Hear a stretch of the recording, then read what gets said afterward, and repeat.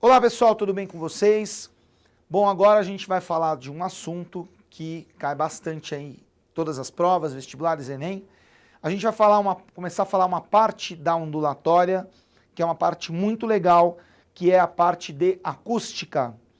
Então a acústica é a parte da ondulatória que vai estudar o som.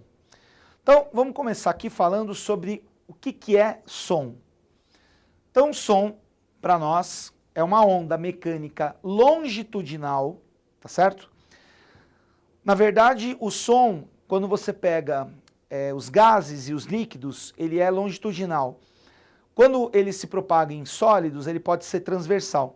Mas como normalmente para nós interessa aí o som no ar, né, que vai chegar para o nosso ouvido, então a gente fala que é uma onda longitudinal capaz de sensibilizar o nosso aparelho auditivo, ok? E o que precisa acontecer para uma onda mecânica sensibilizar o nosso aparelho auditivo? Ela precisa, gente, ter uma frequência entre 20 e 20 mil Hz, ok? Então, quando você tem uma onda mecânica longitudinal, com frequência entre 20 e 20 mil Hz, é aquilo que nós chamamos de som. Agora, que nome que a gente dá para uma onda mecânica com frequência abaixo de 20 Hz? A gente chama de infrassom. Esse prefixo infra significa abaixo de. Então, abaixo do som, infrassom. E acima do 20 mil Hz, você tem o ultrassom, ok? Que fique bem claro uma coisa, gente. Quando a gente dá esse intervalo entre 20 e 20 mil Hz, por acaso significa que todas as pessoas do mundo escutam entre 20 e 20 mil Hz? A resposta é não. Eu, inclusive, ousaria dizer que não existem no mundo duas pessoas que escutem exatamente da mesma forma, tá? Só que assim, pessoal, já que a gente está estudando esse assunto, a gente tem que ter uma referência. Então, o que a gente considera som é entre 20 e 20 mil Hz, mas, repetindo, não que qualquer pessoa consiga escutar essa faixa aí. Outra coisa, gente,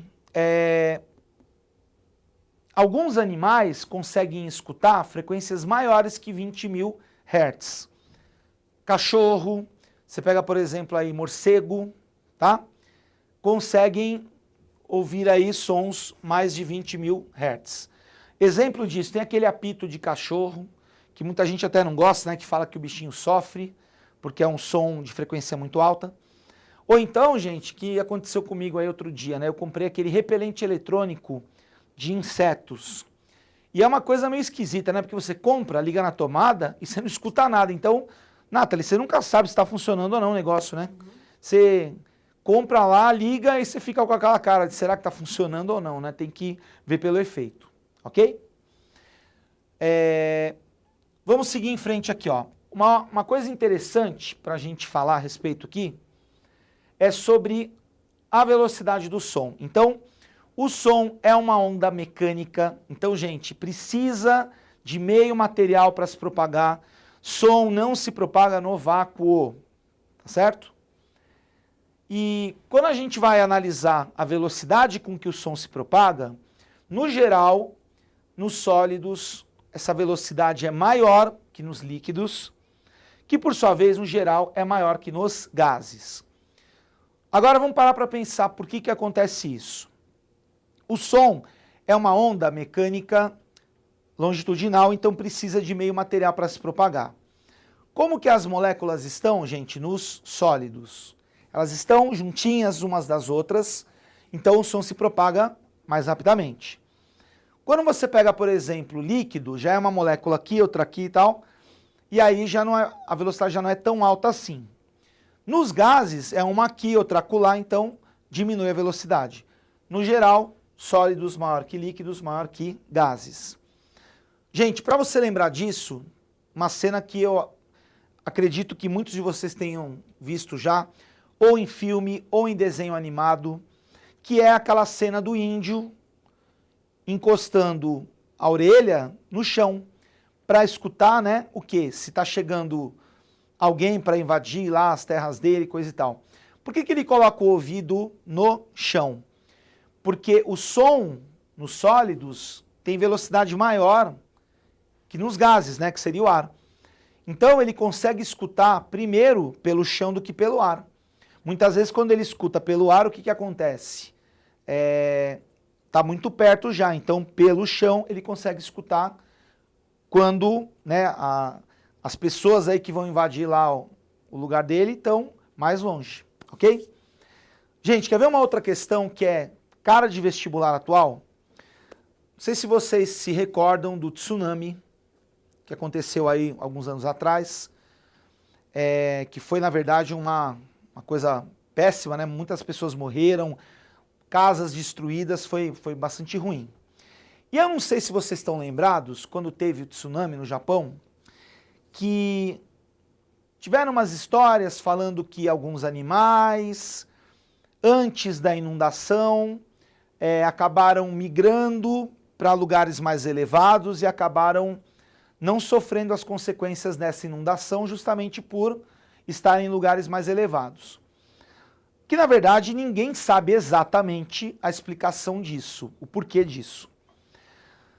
Agora, gente, de repente o cara pode montar uma questão falando sobre isso e dizendo o seguinte: uma possível explicação para isso seria qual? Como o som se propaga mais rápido no chão do que no ar, pode ter acontecido desses animais terem sentido essa vibração, né, do terremoto, né, que originou o tsunami, pelas patas no chão. E aí, com isso, né, foram para lugares mais altos. Não estou dizendo que foi esse o motivo, mas é uma possibilidade, tá certo? Outro dado que seria bacana a gente saber, uma ideia mais ou menos, é que a velocidade do som no ar, em média, a gente usa 340 metros por segundo, tá certo? E, na verdade, né, para todo gás, a velocidade de propagação é sempre diretamente proporcional à raiz da temperatura absoluta. Vou até escrever aqui, ó.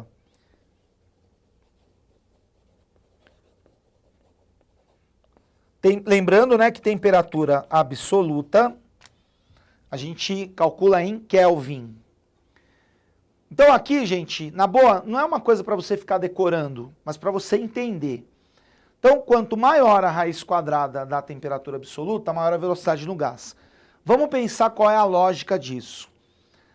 Falei para vocês que nos sólidos é mais rápido porque as moléculas estão mais juntinhas, se propaga mais rapidamente o som.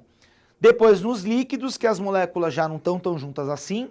E por fim nos gases, que elas estão mais separadas. Agora imagina, pessoal, a gente já viu aí em assuntos anteriores, mais especificamente temperatura. Aliás, se você não lembra, dá uma olhadinha lá depois. Temperatura é uma grandeza que vai medir o grau de agitação das moléculas, tá?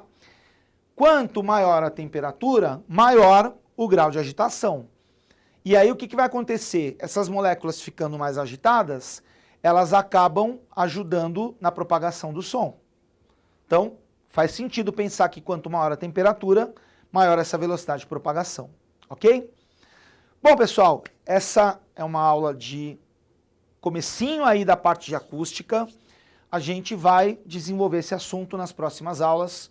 Vejo vocês lá. Valeu, gente. Obrigado. Até a próxima.